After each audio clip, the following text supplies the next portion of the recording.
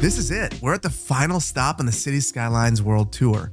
These are the final updates that are going to be made to Cities Skylines. We're getting a lot of them. We're getting the Hotels and Retreats mini DLC, 3 new content creator packs, an update to the base game, and additions and improvements across existing DLC. But rather than just showcasing the assets, in today's episode, I want to go through what I think are the 5 best new features across all the updates, give some honorable mentions, and then provide you with my overall thoughts and honest impressions of the updates. I'll also give you the order in which I would buy them at the end of the episode, so stay tuned for that. And later on this week, I'm going to implement some of this new content into my builds. Without any further ado, let's just jump right into it. Number 5, the Railroads of Japan Content Creator Pack generally. When you think of this content creator pack, this is probably what you think of: new metro stations and new train stations. And that makes sense. You do get 6 new metro stations and 4 new train stations with this content creator pack, but you get a ton more too. You get new trains, such as this 680 capacity commuter train, and you get a 248 capacity express train. But that commuter train is special. It is the highest capacity train in the base game. So if you are a rail enthusiast, this is for you. And on the metro side, you get the highest capacity metro train as well, 660 capacity. So really outstanding updates there. They're very attractive models, just like the train stations are. Absolutely beautiful. Look at this train station, how detailed it is. I love this. And if the design vernacular seems similar to something you've already seen in the past, it's because this asset creator created modern Japan as well. So that means that these assets will work really well with that content creator pack. So if you're a fan of that one, you'll be a fan of this one as well, most likely. But what might surprise you is that this content creator pack comes with a variety of other assets and props, all of which are outstanding. So right here, you see that there's a couple of plazas that this comes with, and they're very detailed, very nice looking. There's also this mall right here. This is not a unique building, so you can place this as many times as you want. It's considered a park. And then there's all these decals and props and decorations that you have available to you. There's a new network fence, which is really cool. I love this thing because I think that this looks like a picket fence you might see in a neighborhood. I know it's a concrete rail fence, but I think that there are other uses for it. There's also this tree with seating right here and this one as well. These are some prop fences back here, and there's a statue right here that you could place in front of a variety of buildings. And then right here is something I've been looking for a while. It's a nice gate prop. So this isn't going to be necessarily useful to you in a vanilla game, but in a modded game, I could see placing this in front of an amusement park parking lot. That's exactly what I'm going to do with it. I'm going to use it inside of Nicolay Bay at the Crazy Critter Carnival. There's also ploppable parking spaces, which is really neat. Some lights and gates for rail crossings. These switch boxes right here, which sadly do not allow you to jump power. They would be perfect if they did. And then there's also this, which is a restroom prop, which I could see using at beaches or within parks. They look like the things I would expect to see at parks, and I really like them. There's new decals, which are very attractive, and then there are new parking lots as well, so a little bit of variety to add into your build. And then there's these. This is a small police station without police vehicles, but 2 holding cell capacity, and a new unique building, which is the railroad headquarters office. So these are things that I didn't expect, and I'm very happy to see. It definitely adds some replayability to this content creator pack, and I can find a variety of uses for all of these assets. So absolutely wonderful content creator pack. Number 4, the Hotels and Retreats reusable tourism buildings. The Hotels and Retreats mini DLC comes with a number of tourism buildings, which are basically just parks. But that is amazing because these are absolutely flexible and they have variations. Check this out. This is the smallest park that comes with the pack. It's a 2x3. One of the variations is a basketball court. Another is a playground. We've got a soccer field and another playground. We also have this one right here, which has a community garden, which is an absolutely adorable asset. There's a pond, there's a gazebo, and then another outdoor seating area. There's some souvenir shops. One of them is this one that has 3 outdoor pavilions. Another one is a park with a little building for buying souvenirs. And then there's this one, which almost looks like a little farmer's market, but it's the kind of thing that I saw when I went to Athens, for instance, a little outdoor souvenir area with a bison behind it, apparently. And then there are some assets that are going to be reusable all over the place, and I'm really, really excited about these. We've got these 2 ponds right here, which I think I'm going to use all over my builds. These could be used as retention ponds or just decorative parks. They do have a lot of detailing. I will be honest, the water doesn't look fantastic. It's passable, it's fine. This here as well is a very nice little pond, has a little grill area to go and eat at. Very nice asset. And then there's this other park right here. So in a tropical map, you're gonna see this park. There's also another variant for a temperate map, but it's a nice flexible little park and it's a nice addition. And then lastly, there are new restaurants, which are parks as well. They have 3 variations, as you can see here, all very different, but all very attractive. And then there are also 3 cafes as well. Main difference with these is they're a little bit smaller, but again, very attractive. I can see using these all over. And really, that goes for all of these. These are maybe tourism assets, but they are absolutely beautiful and will be endlessly reusable throughout all of your builds. Number 3, the hotels and retreats reusable hotels. That's right, you can plop hotels until your heart is content or until you run out of money, because some of these are really expensive and can be impressive money losers if you place them incorrectly. Hotels unlock at the Tiny Town milestone and are available underneath the Parks and Plazas tab, which I'll admit feels a bit mislabeled at this point. There is a good variety of hotels, there's 15 in total, and they serve different kinds of tourists. There are now sightseeing tourists, shopping tourists, business tourists, and nature-loving tourists, and each hotel is intended to serve a specific type of tourists. These hotels need to be located appropriately to serve these tourist demands in order to be viable and make money. For most of these hotels, what you see is what you get, with the exception of the City Hotel, which has 4 variations. The main difference with the variations is the height of some of these buildings and the width in some cases. For the rest of the hotels, you're able to modify the accent color and change the logo, which is a game mechanic that feels a heck of a lot like the Airports DLC airline creation tool. So there's not a lot that you can do, but it does give it a little bit more personality, and I do appreciate that. While I don't think that the minigame that you use to unlock these or make money has a ton of replay value, I do think that you're going to use most of these hotels throughout your community multiple times. And truthfully, it reminds me a lot of the Financial District's DLC's banks. I'll be honest, I don't use the stock market simulator at all, but I do use the banks all over the place because they're very attractive buildings and they feel like something that you'd see in a community. And I think that most of these hotels kind of fall in the same vein. Number 2. The Industrial Evolution Growables. I'm guessing that some of you are going to be surprised to see what is basically the entire content creator pack as high on my list as it is. After all, this content creator pack is basically a theme, a building theme for the industrial districts. But that is specifically why it's so high on my list.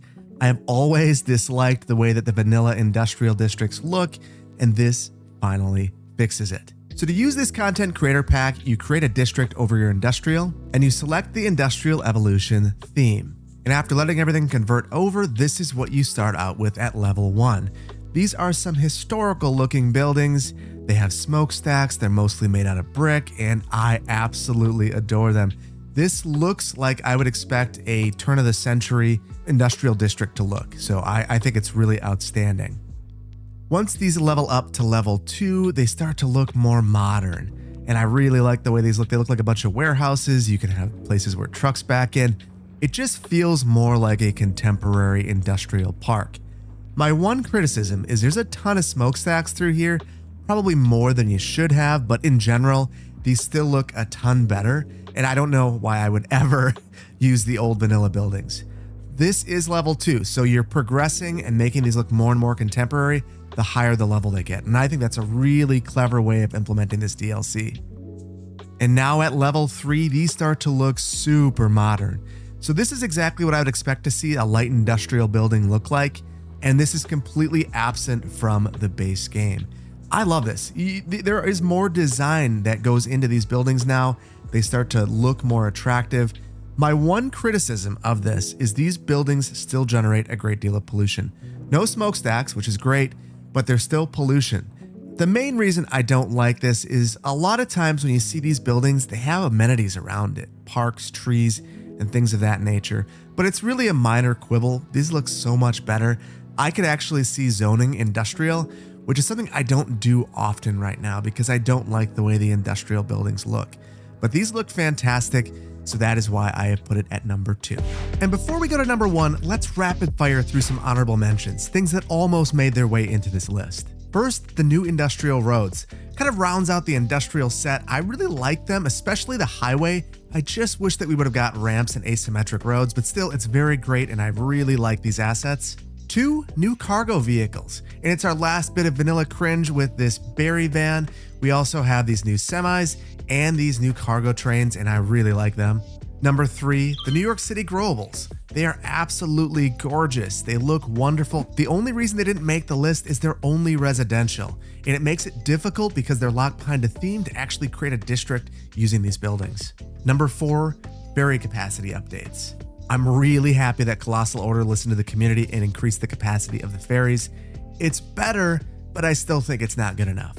Here's an image of the Merrimack ferry near me. It has a capacity of 230 passengers and 15 vehicles, and it's not a large ferry. So I just really think that the capacity here should be higher.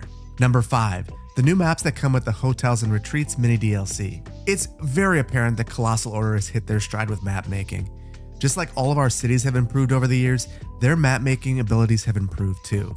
And this time around, we're getting 3 European maps, 1 tropical map, and 1 temperate map, and they are all outstanding. 6, additions for people who already own DLCs. If you own Park Life, you're getting 3 new buildings for your parks, a Tarsier House, a log ride, and a nature reserve museum. If you own Sunset Harbor, you're getting 7 new trolley buses, 5 of which are articulated and have a passenger capacity between 26 and 90. They are amazing looking assets. They make this a viable form of transportation, and they've lowered the volume of the vehicles so they don't have an impact in terms of noise. So these are awesome now. If you have the Industries DLC, you'll have access to this warehouse with railway connection, and I love this asset. The only thing to keep in mind is that the warehouse only allows you to import things that store in a warehouse. So no, you will not be able to import oil with this, but it works for a number of other things, and it's awesome. If you have both Sunset Harbor and Industries, you'll have access to the Seafood Factory, which is another way to consume fish. It needs fish in plastic. So perhaps this is the real fish sticks factory. If you have the Airport DLC, now you'll have access to these concrete aprons. They're a great way to fill in those awkward gaps in your airport, and you can even use them outside of your airport. Honestly, they're almost comically large and not really viable for detailed work. And they snap to different roads, so it's just a little bit different than what you might be thinking that they are, but they're still very useful. And finally, if you have the Plazas and Promenades DLC, you'll have access to new variants of the Small Fountain Plaza and the Flower Plaza. Very neat addition. And a quick drum roll as we get to number 1, toggle zoning, which comes with the free update. I am pumped about this one. The reason why is I've been using fences for years to prevent zoning from occurring on roads, and now we can just toggle it within a vanilla game. So here's how it works. You have this button right here, which allows you to toggle zoning. The default is this, which has zoning on both sides of the road. If you click it once, it'll have it on one side of the road. You click it again, it'll add it to the other side of the road. And you click it a third time and it has zoning nowhere. So I could take this road now and upgrade it with the same kind of road, no longer has zoning. So this is huge in my opinion. It's going to change the way that I build cities, and it's going to allow for some things that just weren't possible before. And let me show you an example of that. Right here in our downtown area, we have 2 roads that are 4 units apart. And it's rather unpredictable as far as which side of the road is going to get the zoning and which side the buildings are going to spawn on. And you can see that right here. We've got this building, which is spawning on the pedestrian road, and this one right here, which is spawned on this road. I want everything to face the pedestrian road. So what I can do now is just simply upgrade this road with our zoning toggle. So I'll grab the exact same road and I'll trigger this to be on one side of the road. And after removing zoning along this road, you can see that our buildings are now facing the correct way. So they're now fronting on this pedestrian road. That simply wasn't possible without mods before, not for a building that is this size. And I know this building looks small, but it actually is a 4-unit building. So it is actually going back up to this. So this wasn't possible before. This is a huge update to the game. I do wish that this tool was easier to use. Based on what the tool is showing right now, you'd assume that zoning would be on the left-hand side of the road. However, if we hover over this, we see that it's on the right-hand side. And that's because every street has directionality based on the direction you originally laid it. So that's what this image refers to, so I obviously drew this in the opposite direction that we're looking at it. I wish the tool was smart enough to have the iconography line up with what it's actually doing. But I appreciate that there is that blue blob on the right-hand side. That makes this better than some of the mods that we've had for years that do this exact same thing. You do have to be very careful though, because you could inadvertently zone things or de-zone things based upon this and destroy your city. Here, it's the exact opposite from what I would anticipate, and up here, it is the exact way I would anticipate. So if I were just going along here trying to fix it, I would accidentally remove the zoning from this road and potentially de-zone everything on that street. So that's why you gotta be very careful with this. Probably an excellent tool to use when you're first building a road. When you're going back through, it's gonna be a little bit frustrating to use, but we have it. And I just love this. This is an absolutely amazing upgrade to the game. Another complaint is that it retains whatever setting you have. So I'm gonna exit out of here. We'll go in and we'll place a park, and then we'll go back into the road menu and decide to build a new collector. And look it, we still have the zoning toggle off. So if I were to go and upgrade a road, I would remove all of the zoning. So I think that this is going to be really problematic for folks who believe that they are building a new road and that this reset back to its default. You got to really pay attention to this. And on the same note, we can't toggle zoning on the highways. And I know that you might think on most highways, why would you ever want to do this? But on these 2-lane highways in rural areas, you'll often see uses directly on the highway. And I just wish that we had the ability to do that. It seems like something that would be fairly simple to add in, but it's not in there, and it's fine. It's just one of those things that caught my eye. And then I just wanted to provide some overall thoughts to how I feel about these new updates and really the end of Cities Skylines 1. And at the end of the day, I think you can make a strong case for buying all of the DLCs, but I think you can make just as strong case for not doing so. I think if it were me, I would purchase the Hotels and Retreats mini DLC first, but not without reservations. I feel like the DLC is a lot like the Financial Districts DLC. The mechanic itself behind the DLC is pretty shallow and has low replayability. So you're going to grind through to unlock the buildings once, and then I think you'll never use the mechanic again. But you're going to use the hotels all the time, just like I do with the banks in the Financial DLC. I think I would then pick up the Industrial Evolution DLC next. And again, that's because it pretty much invalidates the vanilla industrial buildings for me, and that's pretty impressive. Then I think I'd go for the Railroads of Japan Content Creator Pack.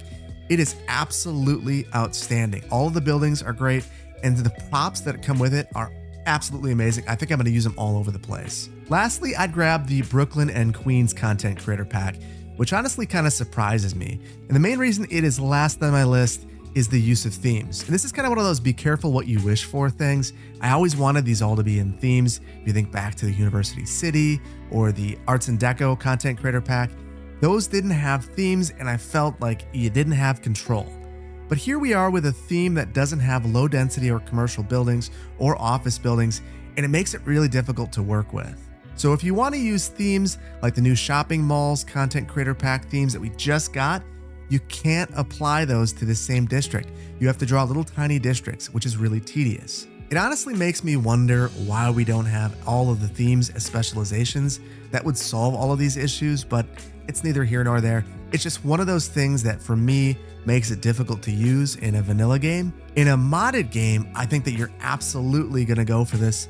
It's gonna be a lot of fun. You'll be able to place these individually however you want to, and that's gonna make it wonderful.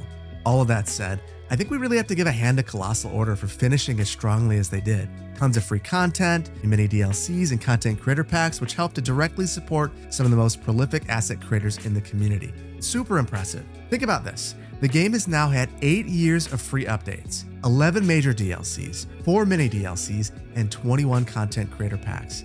Absolutely amazing. It's amazing that the game has had this level of support, but for better or for worse, it also feels like the game has had this many updates. At this point, it's getting difficult to find assets. They're not placed intuitively in the game's UI, and the content creator pack assets are placed separately from the main assets. I really wish that this wasn't the case. But even some of the new functionality is placed awkwardly, such as the new hotels being placed in the parks menu. It's inappropriate and it feels awkward. But I get it. This has to go somewhere, and I'm guessing under the hood, this is the way it makes the most sense. It just doesn't make the most sense to the end user. But at the end of the day, I'm just happy to have this content, and it's nothing that a toolbar mod can't fix, at least for those of us on the PC. And Colossal Order should be applauded for getting every last bit of functionality out of the original Cities Skylines game engine that they could. It feels like they creatively stretched what the game could do while maintaining a consistent experience for all users, which I think is probably one of the big limiting factors. But this does make me feel ready for Cities Skylines 2. I'm looking forward to a modern user interface that's more intuitive, attractive, and expandable. And I'm hoping now that Colossal Order has one massively successful city builder under their belt, they're going to take some lessons from this game, such as the whole themes versus specializations discussion that I had earlier. A little bit of standardization up front could go a long ways in maintaining a positive gameplay experience for years. And though I'm looking forward to what we're going to have in the future, I'm really excited that we still have an excellent game to play until Cities Skylines 2 is released. I really hope that you've enjoyed this. If you did, please consider hitting the like button. If you're not subscribed to the channel, please consider doing so. And I really can't wait to see you in the next one. Thank you so much for your time. Take care. Bye-bye.